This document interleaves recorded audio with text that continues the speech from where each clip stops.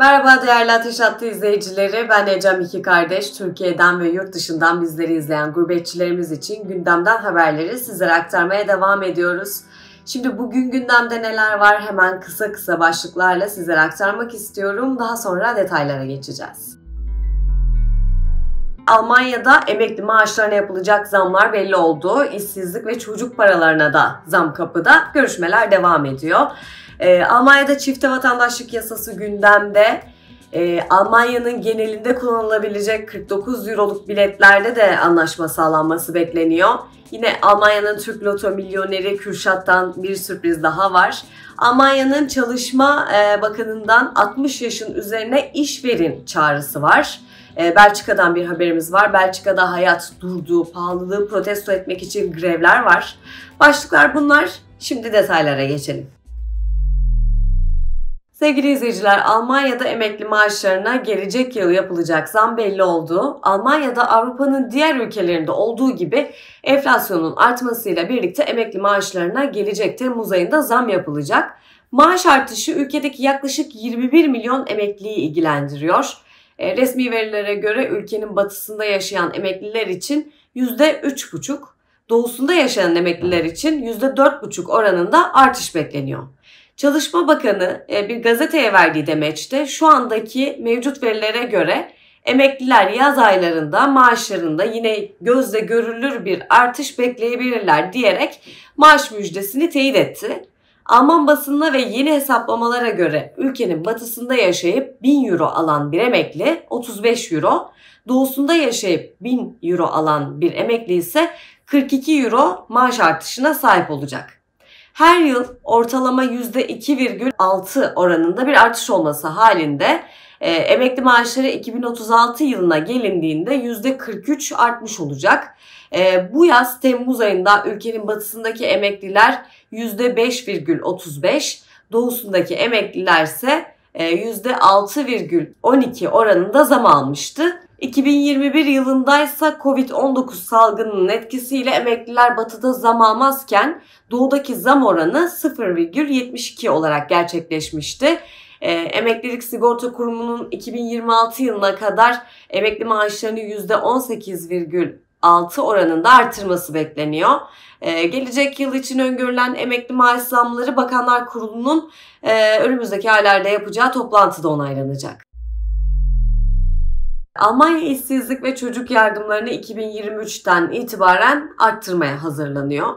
Detayına bakalım. Almanya'da parlamentonun alt kanadı koalisyon hükümetinin temel sosyal güvenlik yardımı konusundaki yeni yasa teklifini oylayarak kabul etti.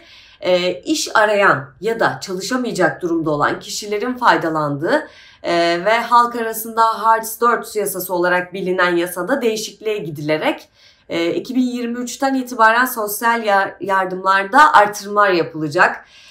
Ülkenin içinden geçtiği enerji ve enflasyon krizinde Sosyal Demokratlar Sol Koalisyon hükümeti yeni yasaya büyük bir önem atfediyor. Parlamentonun alt kanadında yapılan oylamada tasarı 261'e karşı 385 oyla kabul edildi. Oylamada 33 milletvekili ise çekimser oy kullandı. Yasanın geçmesi için parlamentonun üst kanadının da onayı gerekiyor. Metnin oylanmasına önümüzdeki günlerde başlanacak fakat sosyal güvenlik yasası taslağına muhafazakarlar karşı çıkıyor. Muhalefet işsizlik yardımlarının arttırılmasının istihdamı arttırmayacağı eleştirisini yöneltmişti. Yardım alan kişilerin de iş bulmaya daha az ihtiyaç duyacağının altını çiziyorlar. Muhafazakarlar Meclis Grubu Başkan Yardımcısının reformdaki temel eksikliğin banka hesaplarında yüksek meblağlar bulunan kişilerin bile bu işsizlik yardımlarından faydalanması olduğunu işaret etti.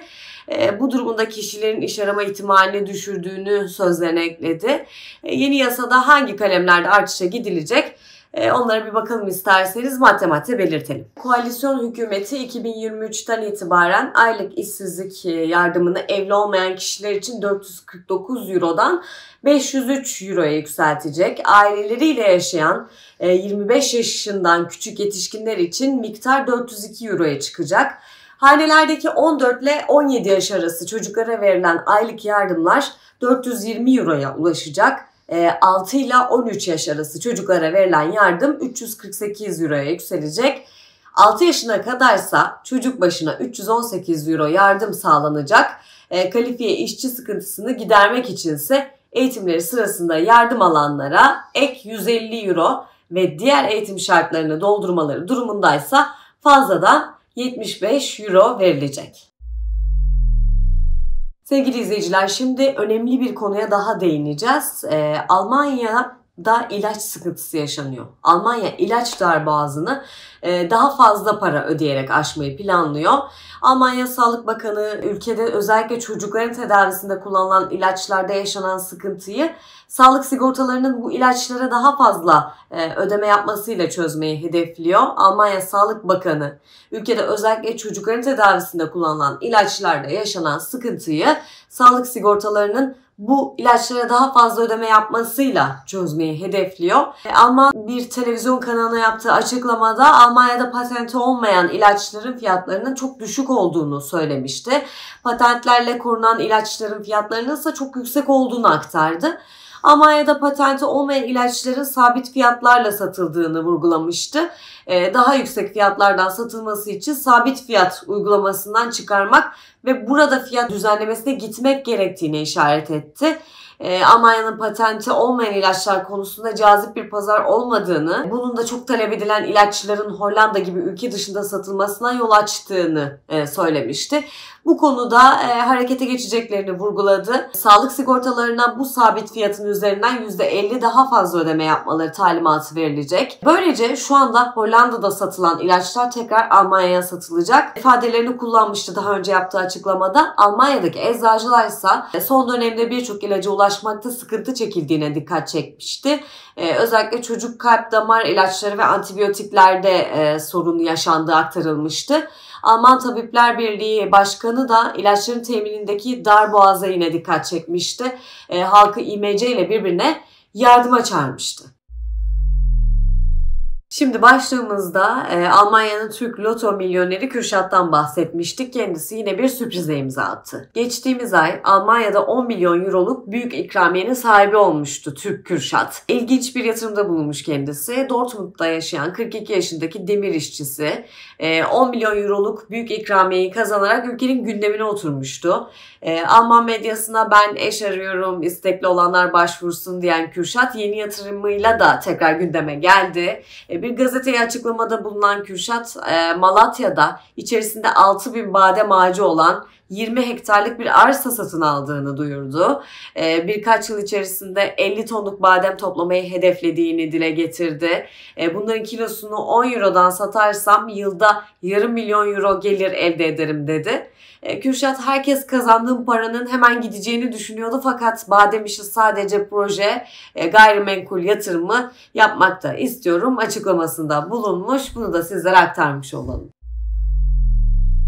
Şimdi Almanya'da ulaşımla ilgili güzel bir haberden bahsedeceğiz. Başlığımızda da belirtmiştik. 49 euroluk biletler. Federal hükümet ve eyalet hükümetleri Almanya'nın genelinde kullanılabilecek yerel ulaşım hatlarında geçerli olacak bir bilet üzerinde anlaştı. Berlin şehirler arası ve şehir içi ulaşımda yerel otobüs ve tren hatlarını kullanan milyonlarca yolcu için 49 euroluk bilet düzenlemesinin önü açıldı. Şansölye Olaf Scholz ve eyaletlerin başkanları finansman konusunda da anlaştı. Aylık 49 euroluk bilet ülke çapında yerel otobüs ve tren hatlarında geçerli olacak. Şimdiye kadarki uygulamada biletler daha pahalı ve sadece sınırlı hatlar için geçerli oluyordu. Yeni bilet iklime zarar veren gaz salınımlarının azaltılmasına da önemli bir katkı olarak öngörülüyor. Belçika'da grevden bahsetmiştik. Şimdi yine detayını aktaracağız sizlere. Belçika'da çalışanlar başta enerji fiyatlarındaki artış olmak üzere hayat pahalılığını protesto etmek için greve gitti. Belçika'daki işçi sendikalarının çağrısı üzerine binlerce çalışan Brüksel'in Kuzey Tren İstasyonu önünde bir araya geldi. İşçi sendikalarının temsilcileri platform kurarak enerji fiyatlarının makul seviyelere getirilmesi ve ücretlerin yaşam maliyetindeki artış seviyesinde yükseltilmesi gibi çeşitli talepler içeren konuşmalar yaptılar. Sendikaların kırmızı, yeşil ve mavi renkte kıyafetlerini giyen binlerce gösterici sloganlar eşliğinde ana yolları da kullanarak Midi tren istasyonuna kadar yürüdü. Göstericiler enerji sektörü millileştirilsin, geçinemiyoruz, maaşları arttırın, zamları durdurun yazılı afiş ve pankartlar açtı. Protestocular özellikle enerji kriziyle birlikte alım güçlerinin azaldığına dikkat çekti. Ücretlerin iyileştirilmesini istedi kısaca. İnsanlar faturalarını ödeyemiyor dendi. Muhabirlere konuştular. Protestocular kısacası ülkede birkaç hafta önce de genel grev yapıldığını anımsattı. İnsanlar artık faturalarını ödeyemiyor. Hükümet maaşların artışını engelliyor dedi. Bir vatandaşsa ülkede 1998'de çıkarılan bir yasanın maaş artışını sınırlandırdığına dikkat çekti. Belki de çok bilindik bir şey değildir. Son dönemde hızla artan fiyatlar nedeniyle bu uygulamanın kalkması gerektiğini söyledi. Yasanın yüksek enflasyon ortamında maaş artışını engellediğini anlattı. Yine başka bir protestocu ücret müzakerelerinde sendikaların gücünün artırılmasını istiyoruz diye konuştular. Enerji fiyatlarını da protesto ettiler. Tabii bu gösteriler ve grevler havalimanını da olumsuz etkiledi. Brüksel Havalimanı'nda uçuşlara %60'ı iptal edildi.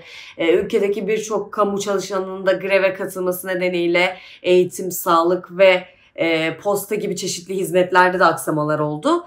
Yani kısacası Belçika'daki sendikalar çalışanların özellikle enerji fiyatlarındaki artıştan olumsuz etkilendiği gerekçesiyle doğalgaz ve elektrikte indirim talep ediyor. Sendikalar da ayrıca ücretlerin iyileştirilmesini istiyor. Değerli izleyenler, kanalımıza ücretsiz abone olarak görüş ve önerilerinizi bizlere iletebilirsiniz. Yeni haberlerde görüşmek üzere, hoşça kalın.